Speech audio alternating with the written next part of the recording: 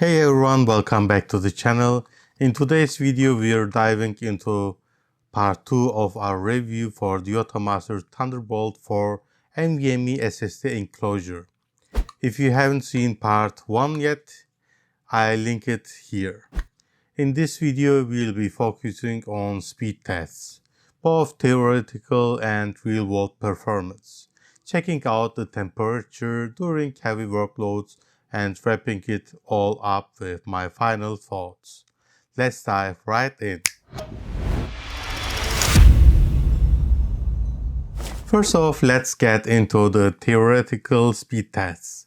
Using Thunderbolt 4, we are seeing some pretty solid numbers. The enclosure gave us read speeds around 2990 megabytes per second and write speed at 2190 megabytes per second. However, during peak performance, it even hit 3025 megabytes per second reading and 2150 megabytes per second writing. Now, if you're using Thunderbolt 3, you will still get excellent performance but slightly lower speeds. We're talking about 2700 megabytes per second for reading and around 2360 megabytes per second for writing. During peak performance tests, it pushed up to 2750 megabytes per second on reads and 2380 megabytes per second on writes. But we all know that theoretical tests only tell part of the story. While about real-world performance, I ran some typical tests like transferring large files, rendering 4K video, and working with multiple apps simultaneously. Here's where things get interesting. On Thunderbolt 4, real-life speeds were significantly lower than the theoretical maximums. File transfers ranged between 450 megabytes per second and 1 gigabyte per second. While these speeds are solid for everyday use, they fall short of the 3000 plus megabyte per second numbers seen in benchmarks. Still, it was fast enough for most tasks like 4K video editing or for large project handling.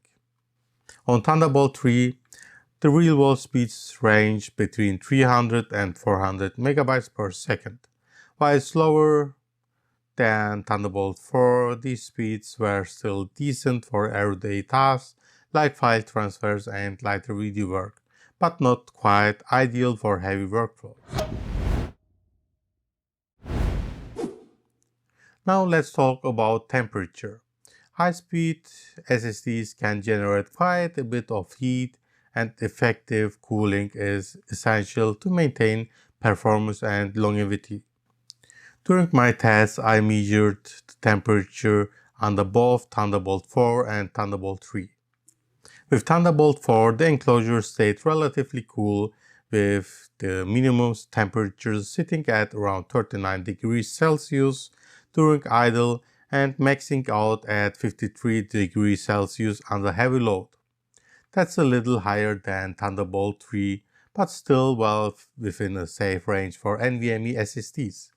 Speaking of Thunderbolt 3, the temperatures were a bit lower. The minimum was also around 39 degrees Celsius, but under full load it peaked at about 45 degrees Celsius. The enclosure's aluminum body definitely helps with heat dissipation and also the built-in fan.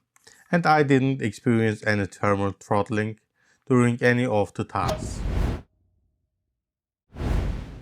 So what's the final verdict?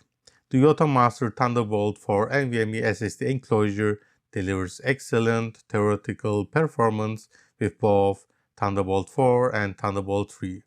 Real-world speeds, however, don't quite hit those maximums. On Thunderbolt 4, I saw file transfer speeds between 450 megabytes per second and 1 gigabyte per second. On Thunderbolt 3, the speeds were between 300 and 400 megabytes per second.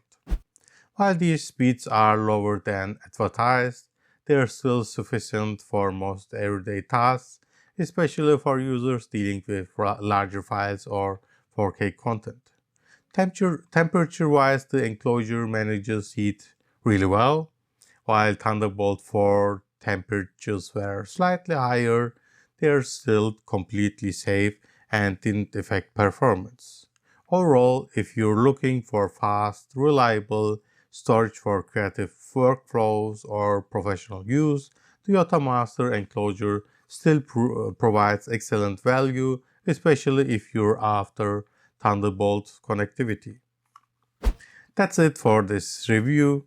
If you found this video helpful, make sure to give it a thumbs up and don't forget to subscribe for more tech content. Thanks for watching and I'll see you in the next one.